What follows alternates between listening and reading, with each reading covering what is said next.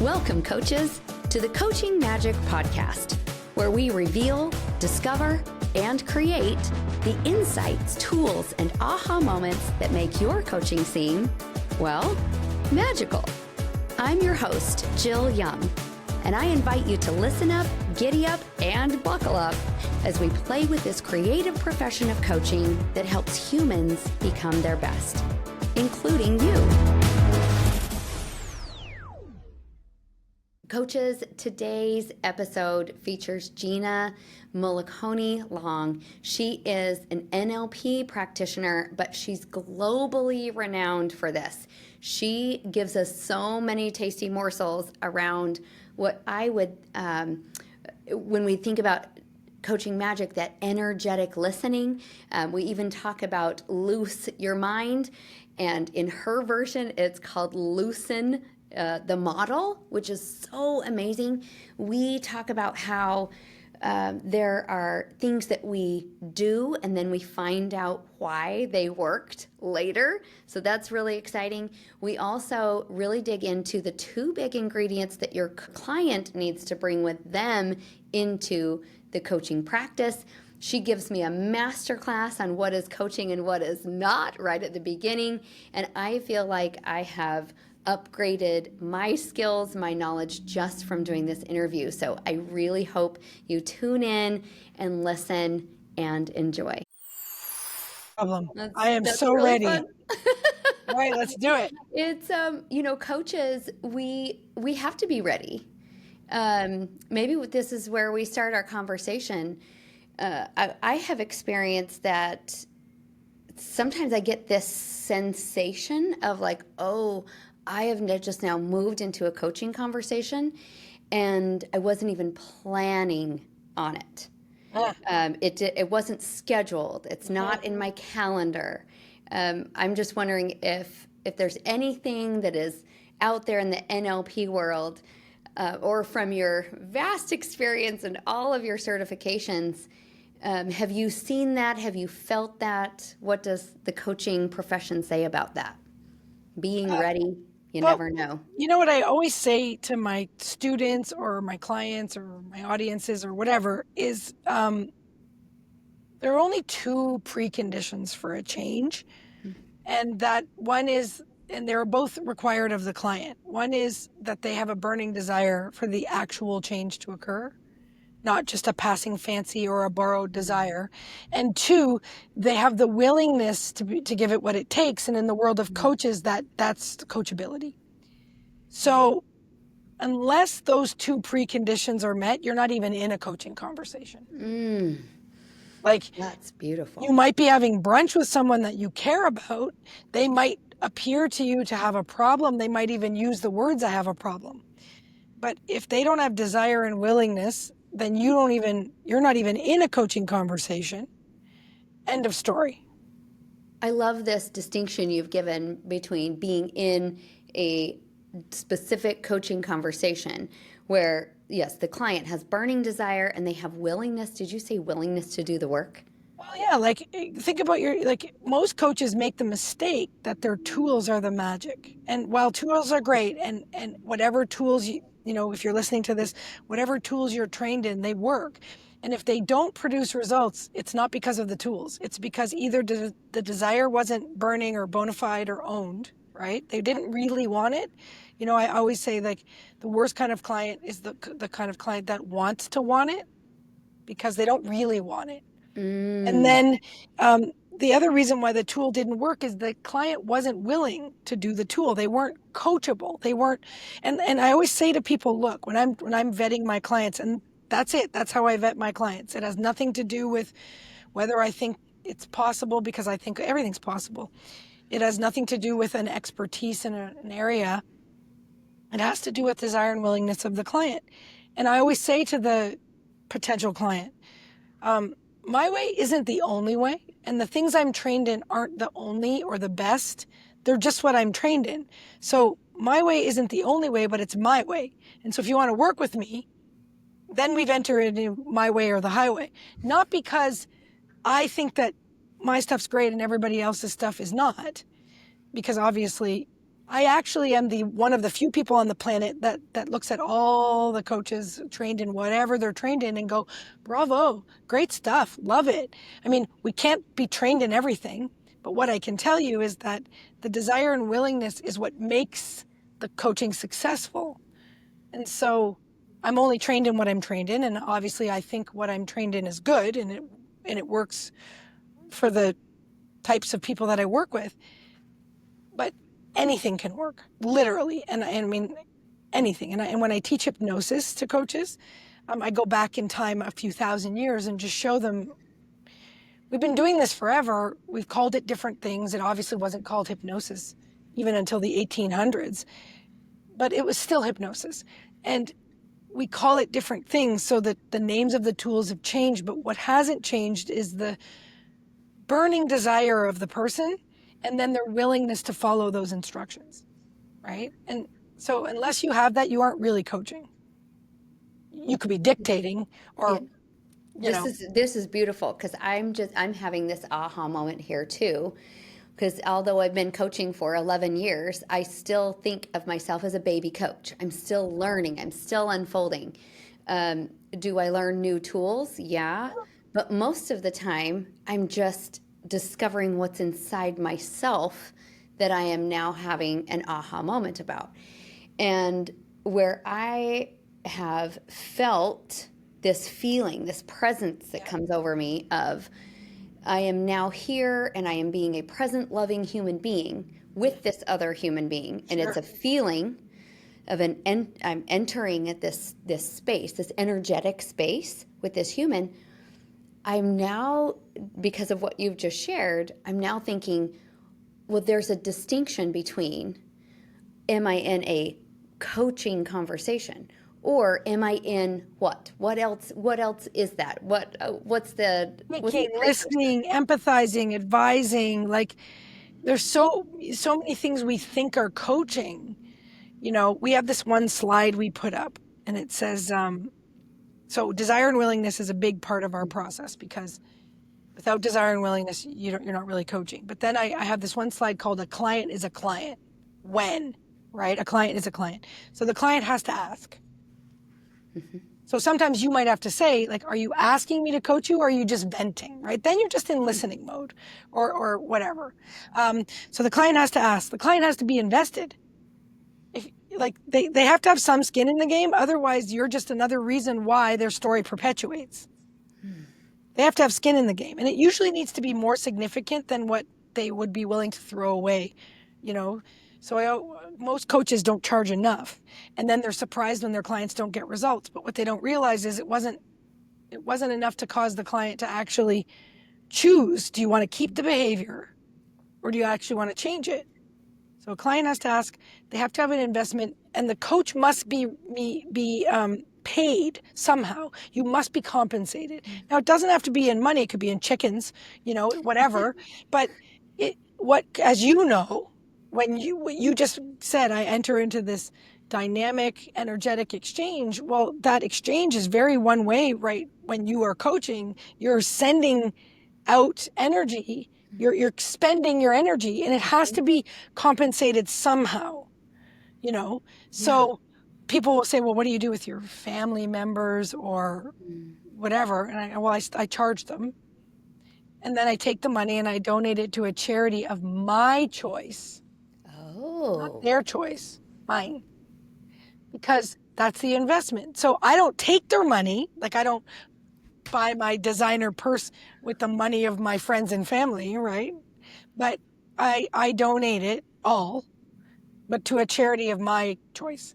So that's the investment. So they don't get to come to me for coaching and then donate to their favorite charity and feel good. You know what I mean? Like, it's like, no, there's an investment. So, you know, and then you have to give the client what they ask for. And this becomes very important when you're coaching in an organization where the CEO is saying, I want Bob to do this or that. And Bob's like, yeah, that's not what I want. So who are you coaching? And then finally, and you know, this is up for debate, but I always advise to be very mindful of not being part of the problem.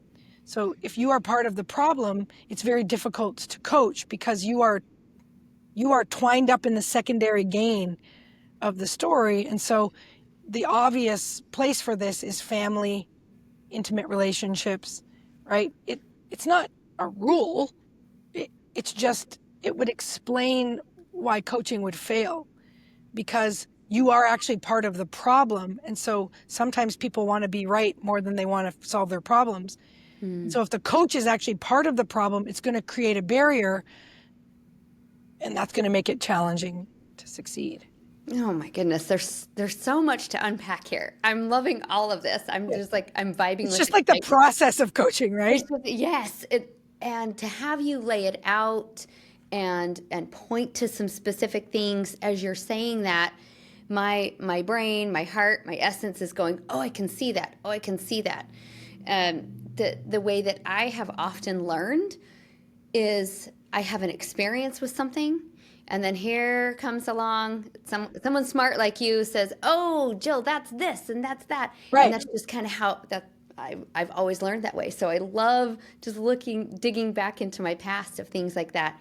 There's something there's three big things I'm curious about. But something that I don't think we talk a lot about is, how is the coach wrapped up in the problem? Can we dig in that?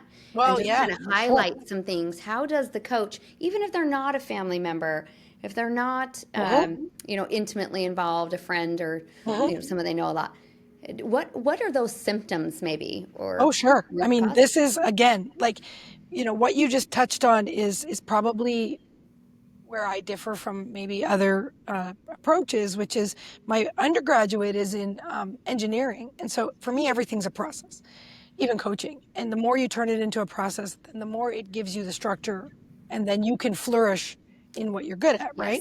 Yes. So a coach, so for example, and this is human nature. It's human nature to want to lessen the suffering of someone else, okay? However, that's inappropriate in a coaching situation, because generally the person's running their pattern. So let's say somebody comes to you, they want to double their income or triple their business or something financial, okay? And then part of your process is your fee. That's an ordeal. Your fee and the way in which you execute the coaching. Like, I require my clients to come to me, and my fee is set at a specific level, and that's it. Neither of that is negotiable. And I'm not for everybody, but that if you want to work with me, like I said, my way or the highway. And the reason I do that is because that in and of itself breaks the already always behavior of the client. So what we're in is a pattern that doesn't work. And so by introducing new things to the pattern, you start loosening the model, right? That's not the coaching, but it starts to crack away at, oh, I only pay this and I only do that, right? So if you put out your coaching fee and they go, oh, I can't really afford that. And you go, oh God, this poor person, I really want to help them, and they can't really afford it. You know what? I'm going to give you a discount. You've just become part of the problem. Exactly. You've just become part of the problem, because their problem is they can't earn the money, They just gave you some sob story about not being able to afford your fee. Your immediate reaction of reducing the boundary or reducing the ordeal just now made you a participant in their reality that they don't have enough money. That is beautiful. No, I know a bunch of people are listening to this right now going, oh, she's just a money hungry coach, right? And it's like, look, my work's not for everybody. And my fee is set at such a way that the imprint of the person coming to me needs to have a certain level of success already in their activity. Otherwise, my coaching is inappropriate. It's too harsh. There's too much change. And so it exceeds their ability, right? And so that's kind of built into my price. So it's not for everybody, right? It's not. And even the CEO who I work with, who has a gazillion dollars, says, please work with my adult child, 25, 30 years old. I'm in a predicament now because my work might not be appropriate for them, right? So, but I have done it. People will say, how do you do it, Gina? Because I don't change my fee. So I'll work with the with the younger person and I'll say, you know, what can you afford? And they'll give me some number. They say X. And I go, great. Oh, that's great. And that would make you uncomfortable? Yeah. I go, great. So you're going to pay me 2X. They're like, right? Well, because they're sitting there with an iPhone 16 and a brand, you know, like, give me a break. So I immediately go to 2X and then I require the parent, the CEO, to pay the rest. And I'm okay with that because I do respect the fact that CEOs, you know, or the people that I work with, they have offspring they want to give an advantage to. And those offspring might not have the fee, but at the same time, I don't change my fee and I still make it an ordeal for the young person. Okay. And for the person paying for it. But again, at the end of the day, and I make it very clear, say, for example, to the CEO, your offspring is my client. Giving the client what they want. This is not about parents fixing kids. Now, I don't do it often, but it has happened, right? And it's not about, the money is an ordeal. So if you, or even coming to me, you know, oh, I'm really busy, I'm not coming to you, you need to get on. It's like, well, no, my room, my rules. And that's because the coaching only works if they're coachable. And as soon as they start negotiating with me on the process, that's a warning bell.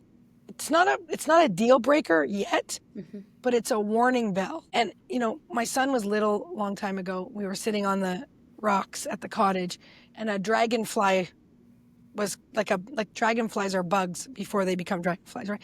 Crawled out of the water in its little exoskeleton and was on the rock, and I was like, oh, this is going to be fantastic. We're going to watch a dragonfly being born.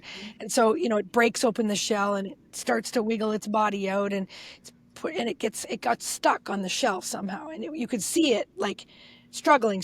And my son was freaking out. Mom, help the dragonfly. He's stuck. And I said to him, if we help the dragonfly will die. So he was like, and I said, okay, here's all we can do. All we can do is make a circle around this dragonfly so that the birds don't eat him while he's vulnerable. But if the dragonfly can't get out of his shell, he's going to die anyway. So he has to get out of his shell.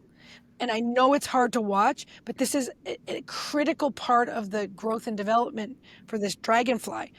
So he made like a big circle around the dragonfly, and then it you know, this way, that way, and it popped out. And then it stood there for a minute and dried its wings, and then it just took off. And he was like, what? And that's like so perfect, right? Like the dragonfly didn't thank him. But Perfect. That's what we're doing as coaches. And if you help the dragonfly, you've just become part of the problem. It's such a good analogy, that dragonfly and the strength. And I think what I'm hearing you share is that as coaches, can we create this protective circle, this safe space for the dragonfly to wiggle and stretch and try it this way, and give them a little more maybe time or space, or just give them that protected environment to figure things out, try things? Here, let me read you this quote that I just downloaded. It said, if you're an ocean, be an ocean. But don't be a pond just because people can't swim. So as a coach, you know, everything I've just described, people might say to me, she's a hard ass, right? She's tough. Okay, fair. But what I can tell you is that I am so committed. I love my clients so much that I'm willing to be hated to hold that space and to not become part of their problem. And I cannot tell you, like, this is, and if you do what you do to the level you do it, then you know that people have something to say about that when they fall down. And I'm okay with that. It's like, I've made my peace with it a long time ago, that I'm not everybody's cup of tea. And my husband always says it's because you're whiskey, and I say champagne, but you know what I mean. And I'm okay with that because I don't need to be liked and I don't go to my clients for that approval, because my service is to say, no, I see your greatness. I don't buy this story. I actually see the absolute divine greatness in you, and I'll be the only one who won't give in to your story and go, oh, poor you. However, sometimes, the person who's not ready views that as harsh. Well, Yeah. I didn't help the dragonfly either. Yeah. I'm seeing so much in my life as a coach. And in the beginning, I really did feel like the client's results were on me. Right. So in Coaching Magic, we teach unattached to the outcome, unattached to the outcome. And lots of spiritual traditions and just teach unattachment. So, unattached to the outcome. And this is giving me such good insight of why that works, coaches being Sure. unattached to the outcome. But if the clients are also not attached to the outcome, it just and fizzles out if they're not don't have that burning desire and the willingness to work. Yeah, Where I would say instead of unattached to the outcome, I'd say you better be freaking highly attached to the outcome, but unattached to the way you get there. Right? say Because more. in magic, so in magic, let's take like straight up stage magic. If I want a bunny to pop out of a hat, I've really got to want a bunny to pop out of a hat. But if I do it with a wand or my right hand or magic words, it doesn't matter, right? How I do it, it's that the bunny's going to pop out of the hat. So you're attached to whatever it is you want, but your conscious mind is like trying to find a straight path, and the unconscious part of your mind is trying to find the path of least resistance. And that is often not the way we think it's going to come. And because I always say to people, if you knew how to get it, then you'd already have it. So it's going to come air quote magic. And Arthur C. Clarke, who was a science fiction writer, says any advanced form of technology is indistinguishable from magic. So it should look like it appeared from nowhere, but actually there was a technology there. It's just not the straight line. And so it is I don't want to say attachment like I'm a good person or I'm a bad person, but it's like the burning desire for the thing keeps you tethered to it energetically in the quantum field. Because without it, you are just meandering about, and that's fine unless you are trying to get something. But not being attached to getting it a certain way at a certain time through a certain channel in a certain format, all of that's the problem. Or even making any of your happiness dependent on it in the first place. Yes, that's true. Right? And yes, the happiness being unattached from the outcome. That's another thing we could dig into.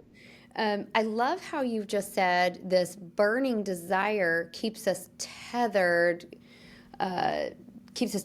to the thing, but then we are moving and meandering on how we get to the thing. Exactly. I also wanted to go use that concept, but also go back to this that there are people who come to you for coaching. You said who they want it. Yeah. So if this is the outcome, I want a boat, I want a vacation, I want another child, I want a spouse, and you're attached to that outcome, then I also have found that it's like something is squirrely because everybody's shooting for that, but nobody really wants it. Right. And so digging into that real, the real desire. I love how you use the word desire versus outcome like that. Well, everybody thinks they should want a successful business or something, whatever. But you've got to want it. So if you think of yourself as just a series of programs that you've created over time to cope with your environment, then unless it's broken, there's no impetus to fix it, right? So you brush your teeth, or you put your pants on, or you do whatever you do the same way every day, there's no need to change that. But if you're using, say, for example, a strategy on not getting hurt from 1992,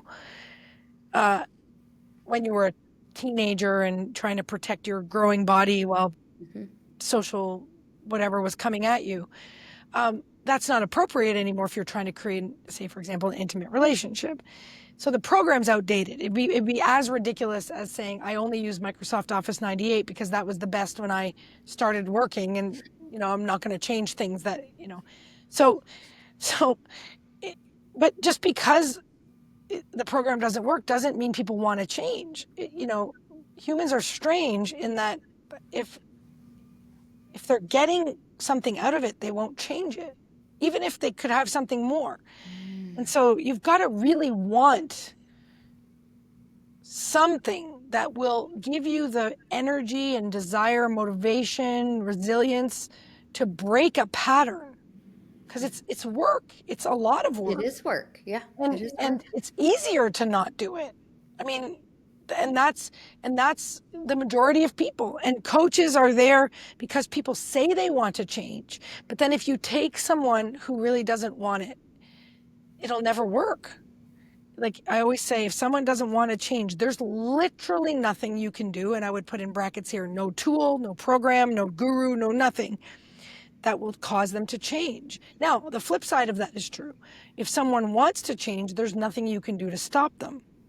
So somebody who wants to change will find a way. That's the person that you need. But they don't need a coach. All a coach does is make it go faster and have less iterations, fewer iterations, less effort, right? That's it. I always say to people when a private client's engaging with me, I'll go, look, you don't need me. You will get there without me. I'm like, what are you talking about? I'm like, well, it's the same way you can go climb Mount Everest on your own. But if you hire a Sherpa, you're likely to make it, and you're likely to get up there and back in one piece, right? So a coach is going to take an already burning desire, someone they're getting there. Doesn't matter how many times they fall down, they're going to get there. That's what the human spirit is. All a coach does is go, dude, I've done this particular one before, so I've got a bit of a pathway. I know what you should put in your backpack. That's it. All you're paying me for is like scale. To walk beside you. Yeah. And go, I've done it before. I've been up this path before. I know that this is where we turn. Yeah. And this is where we can find fresh water. People who are looking for what you're looking for have used my tools in the past and they've been successful, but it's not the tool. That's right. That's the thing. And it's not even the coach, right? Like most coaches go, okay, what tools do I need? And they go get certified in whatever they do. Mm-hmm. Then they get a client and they go, okay, client, what do you want? And the client says whatever. And you go, okay, where are you now? And they say whatever. And you go, okay, here's my tools. Let's go. What they don't take into account is how attached the client is to where they are now.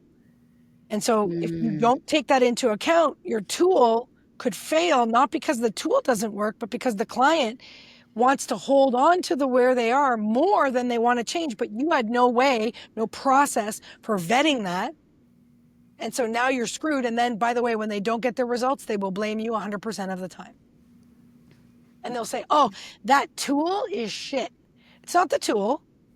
Like literally, like I can walk you through some stuff from traditions of thousands of years ago that would seem insane, that worked like crazy. I have textbooks of surgeons who use mesmerism as their anesthetic in the colonies because they couldn't get access to anesthesia, that were doing surgeries that today, if I said to you, you're going to do this sort of surgery, you'd be like, what are you, crazy? Where are we? Because the person having the surgery wanted to have the surgery more than they wanted to die. And they wanted to be pain-free more than they wanted to be right about pain. And so these techniques still worked. So one of the things we also teach our coaches, aside from desire and willingness, which is critical, is there are actually 5 steps in that coaching relationship, not 3. So it's not just, where are you now? Use my tool, get to where you're going, right? It's, where are you now? What tools do I have? Where do you want to go? Okay, now, how tightly are you holding on to where you are now? And what tools do I need to use? Call them pre-coaching, if you will. What tools do I need to use to break your attachment on the way it is, right? And you have to loosen the clients. We call it loosening the grip. Then if they're nice and loose and it's broken up, the tool will work like that. Great. So now you've got a client, you loosen them up, the tool works. The next thing that most coaches don't spend enough emphasis on is just because the neural network's been made once doesn't mean it's dominant. In fact, based on how attached they were before, is how much integration is required. So once you've got the tool, once it's worked its magic and done its stuff, then there needs to be a mundane repetition, disciplined until it's the normal, regular way. They can't not do it that way. Under pressure, gun to their head, that's how they behave. Then you're done, right? So we have these two little carrots we add into the process that sound so simple, but most coaches have never really stopped to think about it. If you do those two things, you can take anyone from anywhere to anywhere. Doesn't matter. And it's I love how you've just highlighted for us that it's that we a step, something that coaches just really need to be aware of is breaking the current attachment. Yes. Because someone comes to you, I want to go this way. I don't want to look at where I am now and how attached I am. I just want to go that way. Yeah. I just want to start climbing the mountain. But I don't see that I'm stuck in the mud. Exactly. And they see, the thing is, humans are so predictable. So here's what I know. Humans aren't insane for the most part. So if I light your foot on fire, you're going to put the fire out. I mean, if there's if it's like causing you enough pain, you're going to just do whatever it takes to stop it. But then there's this scenario where, if I light your foot on fire and you go to put it out, but before I do that, 5 friends rush in and they go, oh my God, your foot's on fire. That looks like it hurts so much. I'm going to do your laundry and I'm going to cook your dinners, and right. And they take care of you because you seem to be struggling. There's like a little part in the brain that goes, geez, this hurts, but I'm gaining a lot of benefit. So I'm just going to see how much I can tolerate. And toddlers do this all the time. And so we call that secondary gain. It's like when you gain from this problem more than it costs you. So your conscious 50-year-old self goes, I want to change this. But the program that was created when the gain was huge is like, oh, no. Right? And it's usually not nefarious. It's usually not somebody just being a total mismatcher. It's usually very innocent. Think of the classic, cats in the cradle kind of crap, where the kid only interacts with the parent, irregularly, and then the kid falls down and gets a boo-boo of some sort, and then that's when the parent gives full attention. Mm-hmm. Okay, but otherwise there's no attention. Yeah. Well, any smart kid is like, oh, well, I get the game. I get hurt, I get attention. I'm on it. And then they'll learn how to hurt themselves just enough to get attention. Mm-hmm. Well, as an adult, that's gone. The whole process is gone. But what you're left with is like a series of, attention-getting ailments. They're not like life-threatening, they're just enough. And so that gain has to be broken. This is so enlightening. And again, I can see it happening. Everything you're saying, I'm like, oh my gosh, it is. Lots of coaches listening to this podcast, we coach entrepreneurial leaders. And the founder and the owner is saying, I've got to get out of this day to day. My business won't scale if I don't get out of the day to day. I have no freedom. I'm tied to my cell phone. I can't take a vacation. And so it's like, great. Wait, look, all these tools, 20, 30,000 companies have done it before you. And when it's like, oh my gosh, these things are being taken off my plate and I don't have that. They're like, this is lovely. This is amazing. I'm so excited. And then they'll swoop in with like, oh no. It's almost like they make up a drama, or they go off onto a tangent or a wild idea. They're trying to drum up that feeling. I think what you're sharing with us is that feeling of attachment, of being needed, Sure. It could be a million reasons. Lots of different things. They may have learned at a young age that people let them down maybe in a school project, and they got embarrassed. And so they were like, that's it. I got to do everything myself or I'm going to get let down. And so that pattern sits underneath this true adult desire to like get out of the business. And so unless you address the secondary gain, we call it, unless you break that attachment, and that comes through all these ordeals that we're talking about, then your tool isn't likely to succeed. People ask me about hypnosis all the time because hypnosis is a tool that we teach. It's a bit of an enigma for people. They don't understand that hypnosis is really a basic process. And they'll say, can I use hypnosis for this or that? And I go, well, sure. I mean, you could also just use I could use my little red piggy bank. The thing about it is, if I do hypnosis and I get access to the, let's call it levels, like an elevator. If I get access to level 3 in your mind and I plant all the ideas at level 3, but this pattern we were just talking about is living down at level 7, it will override. So temporarily you might have success until the elevator gets up to level 3 and wipes it out. And so we don't use hypnosis for coaching in our school. That doesn't mean other people don't, but in our school, we use it after all of the underlying programs have been dismantled. And so it's sort of like weeding a garden. And then we teach our coaches, so after they pull out all the weeds using different tools, we use hypnosis to plant new patterns, but now we're in an unencumbered soil, right? And so then it's really going to have effect. But because what we did was we took out the underlying patterns, and these things can be identified. I mean, a lot of it is linguistic, right? People's language kind of gives away their model of reality. And so you have to be trained in language cues and rules so that you can understand how the person's constructed it so that it makes sense that they're saying they want to give up control, but they're actually still micromanaging the daylights out of their business, right? So you have to learn how to decipher. That's not complicated, but it's also not totally scientific. But it does, if we generalize to loosen the model, create the change, integrate the model, then it can be followed. Then you're really coaching. I'm wondering if you would give us a few cues, a few words, maybe to just kind of get us thinking around this NLP model.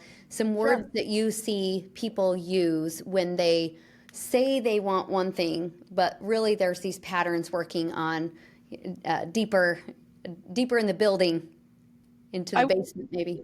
I can give you a few examples. I mean, I would love to say that it's so easy, Jill, like they say this and you do that. No, it's never that easy. It's more of a recognition model, but I can tell you this, that when someone speaks to me in problem language, so if I'm asking, like, what's the problem? Like, we're in a coaching relationship. We've got desire, we've got willingness, we've done all that. So let's assume we're everything is checked off.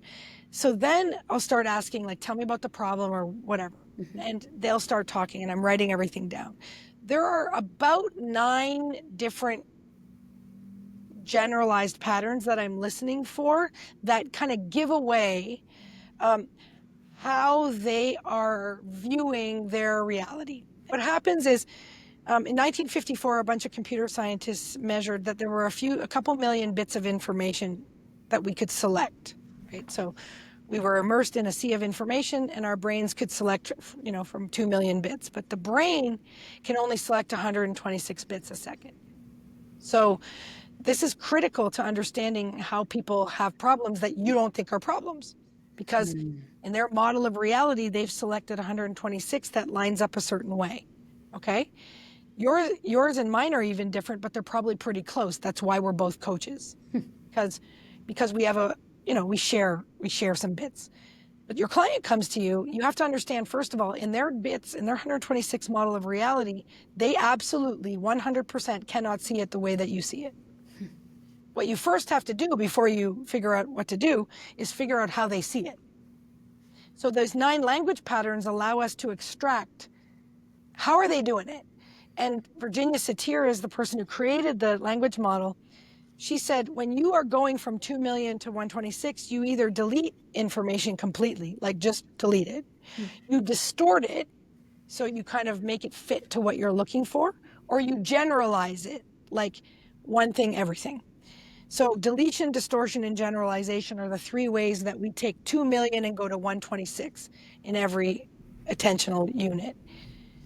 Well, different questions, different language patterns tell you delete, distort, or generalize. And that's not even super important. But if a client says to me, for example, I can't follow my dreams because I have to take care of my family.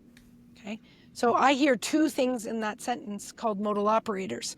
I can't follow my dreams, and I have to take care of my family. So my ears are conditioned for this. I go, can't and have to. So my immediate response is to challenge the way they've deleted reality and ask them, well, what would happen if you did? Right? Or what would happen if you didn't, for example? And this usually causes, you've hit the mark when they go like, what are you talking about? And the best example, the reason I chose this is because I really like pop culture examples. And so if you've ever seen the movie Love Actually, which most people watch at Christmas, there's a scene where the girl likes the boy and she's got a family member who needs her constant attention in the hospital. But then at Christmas party, she and boy kind of hook up, and then they're kind of, it's kind of progressing beyond her wildest dreams. And then the phone rings. So she answers it, and it's the brother needing her help. And then she says, I'm sorry, my brother, he needs me. And the guy says, no, families are complicated. It's okay. Then it rings again. And he says, basically, will your answering the phone make him better?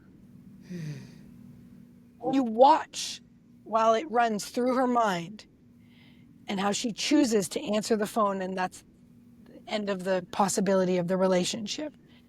And it's just a fascinating challenge to her model of reality, which is I always have to answer the phone. And he was like, could you maybe be with me and then call him, could we have another? And there's a choice point and you see it. And in Love Actually, I go, oh my God, it's so clear how she gets to that point and she chooses. And I'm not saying it's good, bad, right, or wrong, but it's a choice, right? And so she chooses not to have the relationship, but she would say, I can't because I have to. And it's like, well, true, but it is a choice. And if you really want it, you'll make a different choice. So these language patterns, or someone will say, she doesn't like me, or I can, I never get what I want, or whatever. And all you do is challenge the model, right? So like you've never gotten what you wanted one time in your entire 53 years of being alive. So you chunk it all the way down to like challenging the universal, because a universal is a generalization. Right? Oh, nobody likes me. Not one person. I've never made any money, not even one time. Right? Or he doesn't like me, or, it doesn't work. And I'll always say, it's, how specifically? Because when you cause people to get the information that they've deleted, distorted, or generalized, you empower them to go, wait, what? Oh, wait. Oh, maybe that's not the only way. And so these language patterns allow you to do what we want to do, which is tell people what we see, but without being authoritarian or without making them wrong, right? So by asking a question, the person can reject your question. That's a choice. But if they accept it, they have to uncover other information. And then, it could cause them to wake up and go, oh my God, there is another choice here. And that's how we loosen the model. That might solve the problem. That's a bit much, but it could. But what it does is it loosens it. Yeah, totally. But it loosens it. Yeah. Right? What would happen if you did? Bob, I used to be good friends with Bob Proctor before he died, and he would say to me, he would say to people, I would witness him say to people, they'd say, oh, I want $2 million. And he'd go, okay, great. What's going to happen when you have it? They're like, what? He's like, well, how would you spend it? They're like, oh, I'd buy a boat and some shoes. And he's like, okay, so you've spent 50 grand. Like, if you don't have a plan for this 2 million, there's no void to fill. And so what would happen if you had it, right? That's the same sort of way of thinking. Mm-hmm. What would happen if you didn't? So coaching isn't about telling people what to do per se. It's about empowering them to get in touch with what's already there because you have shortcuts. Uncovering with shortcuts. Yes. Right? That's what you're doing. There's as you walked us through some of the 9 language patterns, it's coming to me that like the coach's unique skill is just simply noticing.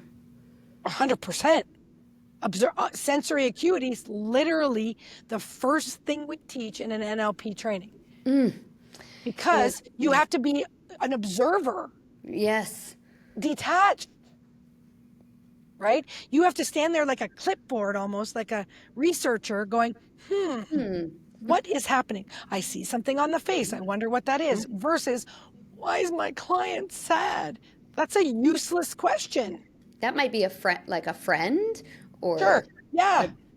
or a a family colleague. Like, why are you Sure. sad? That's cool.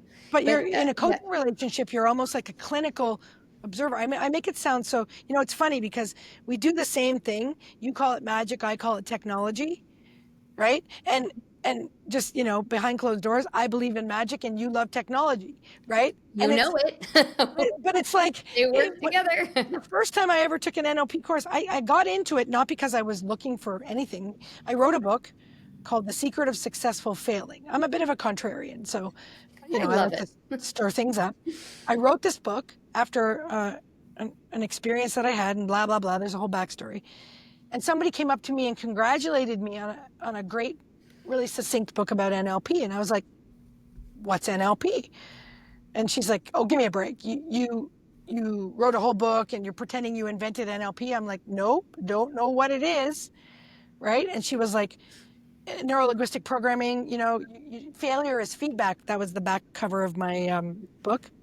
She said, that's like a presupposition of NLP, classic NLP rule. And I was like, "Oh, well, I did an undergraduate degree at process control engineering, and feedback control was my specialty, and failure was what I studied in my undergrad.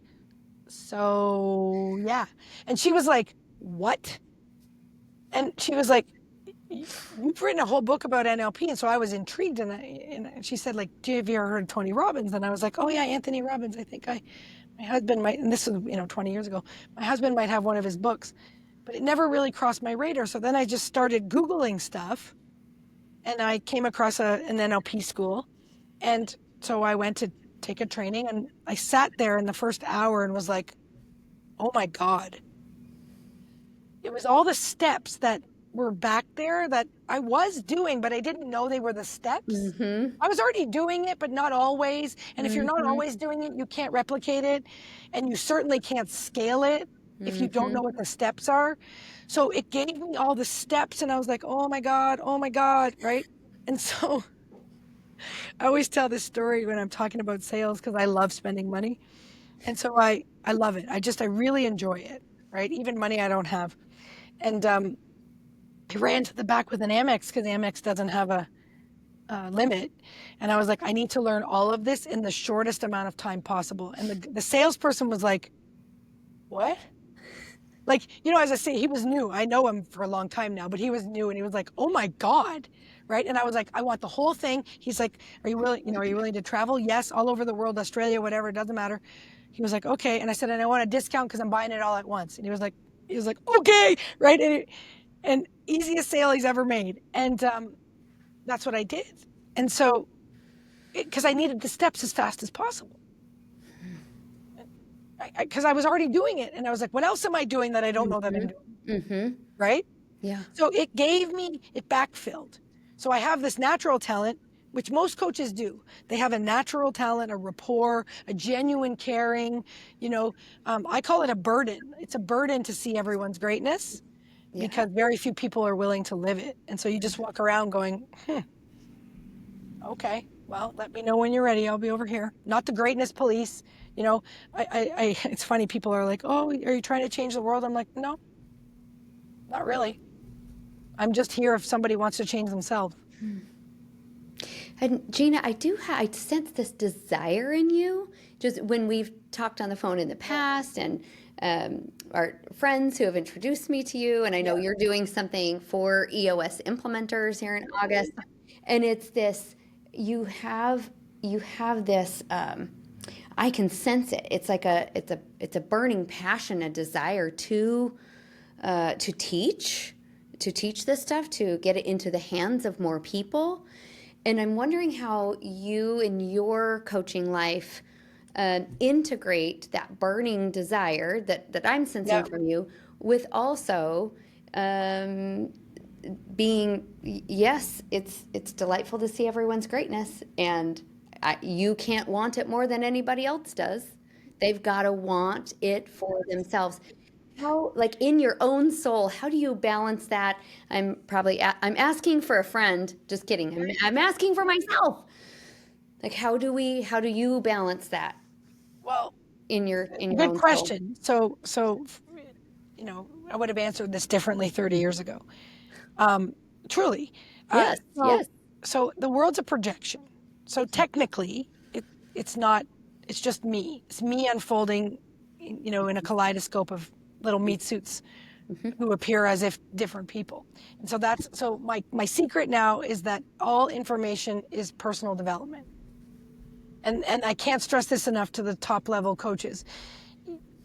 You are kind of one step ahead, right? So you have to be developing yourself Yes, yes. because they are showing up as kind of facets of yourself.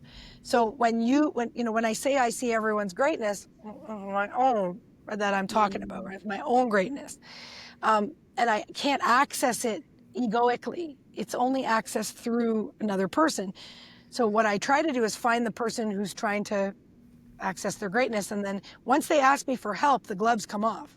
Right? It's like Hmm. hell or high water. Like I will help that person across the line, but until they ask me, I'm just standing there witnessing a world full of unexperienced greatness. When I was younger, I used to think it was my job to change people, and that's a terrible place to be. But now I realize the world doesn't need me. It's like the dragonfly. It's either going to get out of its shell or it's going to be destroyed and rebuilt and start over. Do you know what I mean? Mm. So my job is instead to just be who I am and help the ones who ask.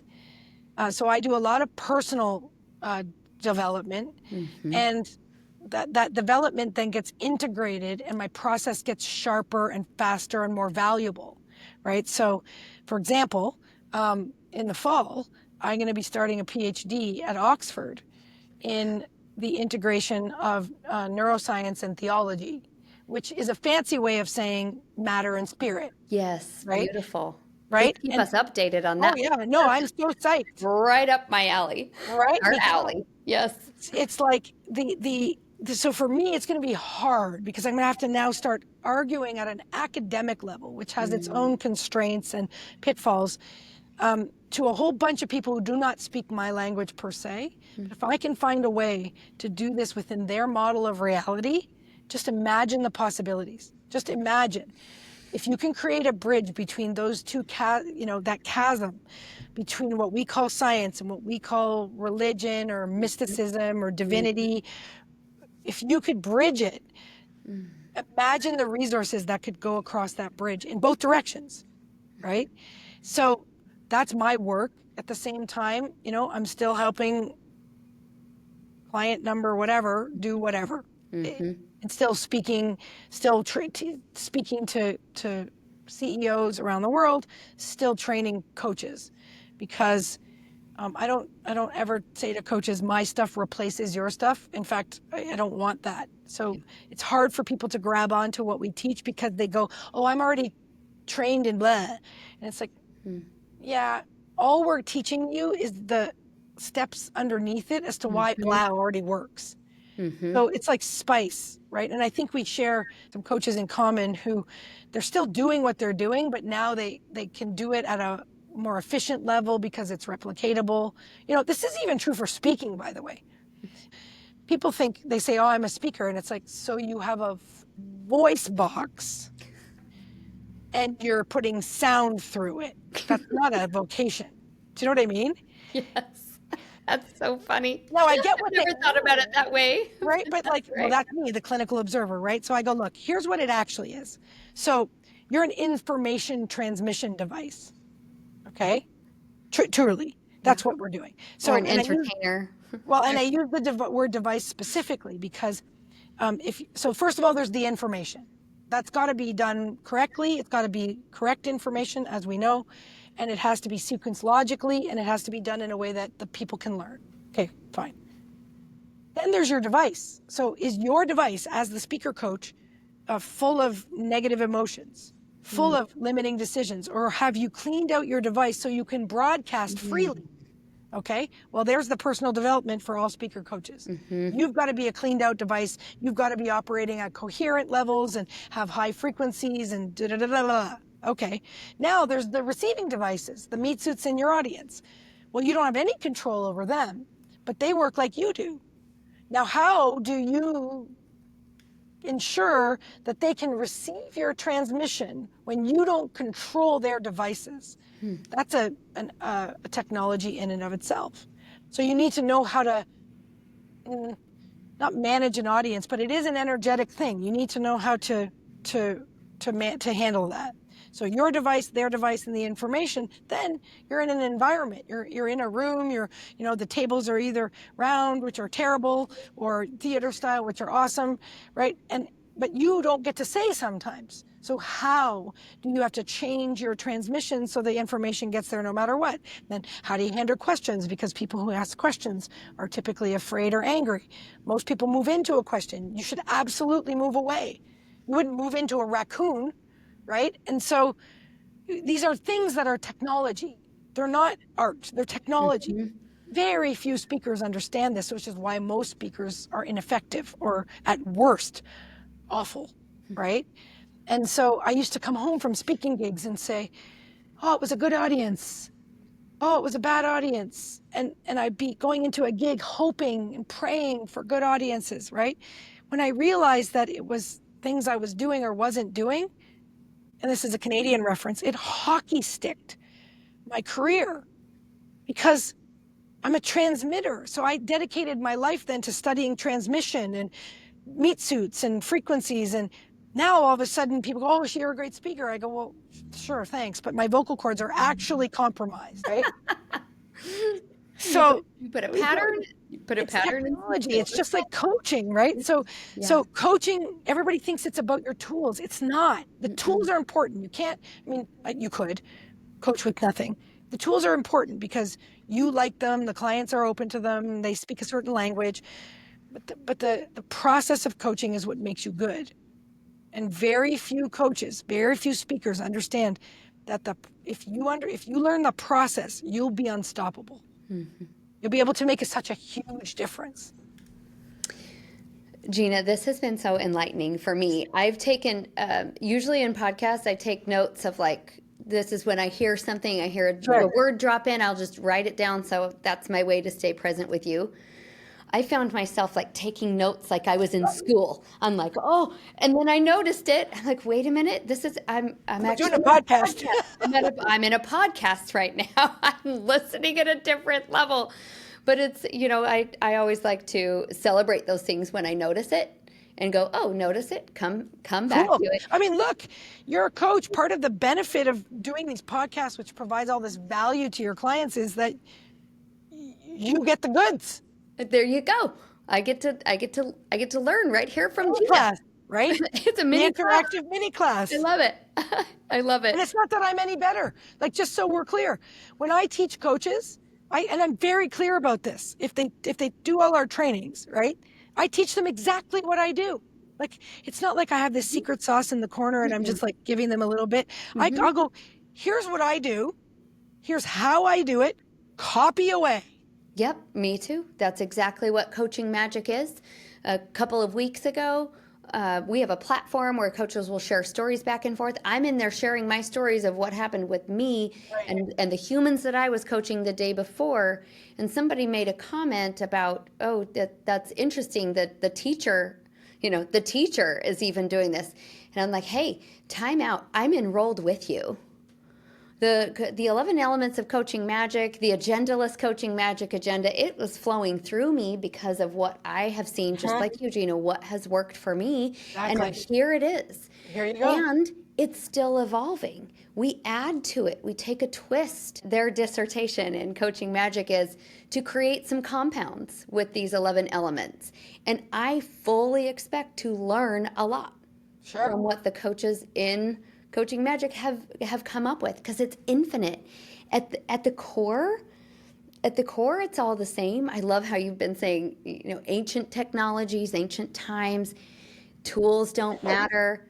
At the core, it's all the same. We have different words for it, but now there are in infinite ways, these 2 million ways that people can, have their 126 instant access to their way, their perspective.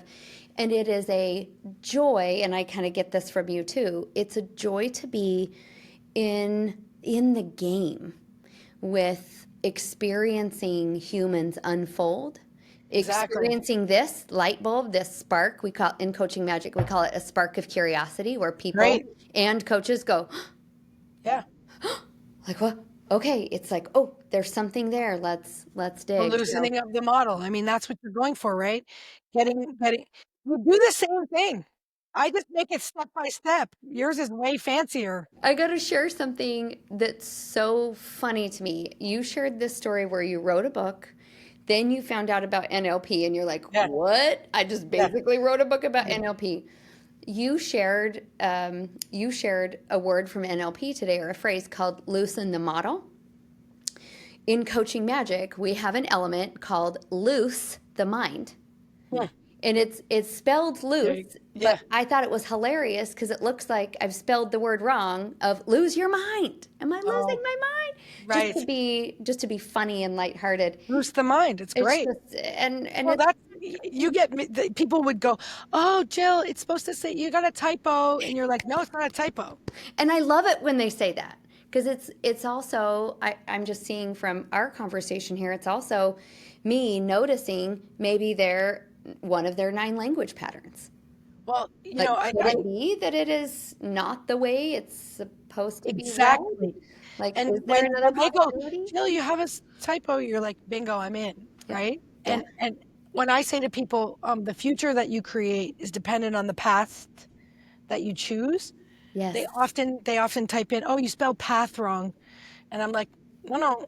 They go, your future is dependent on the path you choose. I said, no, I meant past. And they go, what do you mean? I go, you can't choose your past. Your past has already happened. I said, well, that's true. But what timeline therapy, which is something else we teach, does is it allows us to go back in time and reframe the event so it has a different meaning, which puts you on a different timeline.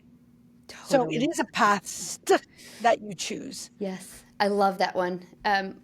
We could do podcasts forever and ever and ever, and hopefully you will come back on. Maybe for season 2, come on back for season 2. We would love that. If coaches want to work with you, what's the best way to find you? Knowing that you might not be for everybody, but if they're I'm not for everybody. I mean, the safest bet that's never changing is LinkedIn. I'm always on LinkedIn. Okay. But the other way to do it would be my link tree, right? So linktr.ee/Gina Mollicone. Okay, we'll put it in the show notes for sure. Awesome. For sure. Well, I hope to see you in August sometime. I know you have Me too. Something fun planned for EOS implementers. Well, it's a mystery. But I appreciate you. I appreciate you being a gift to the world of coaching. I appreciate you sharing your wisdom and your love. And if there are coaches out there who can borrow your courage for a moment and go, wait a minute. Okay, I see how Gina thinks. I see how she shows up for her clients. Thank you. Thank you for being that. I love you. Thanks so much, everybody. Bye-bye. Thank you for playing with me today in the land of coaching magic.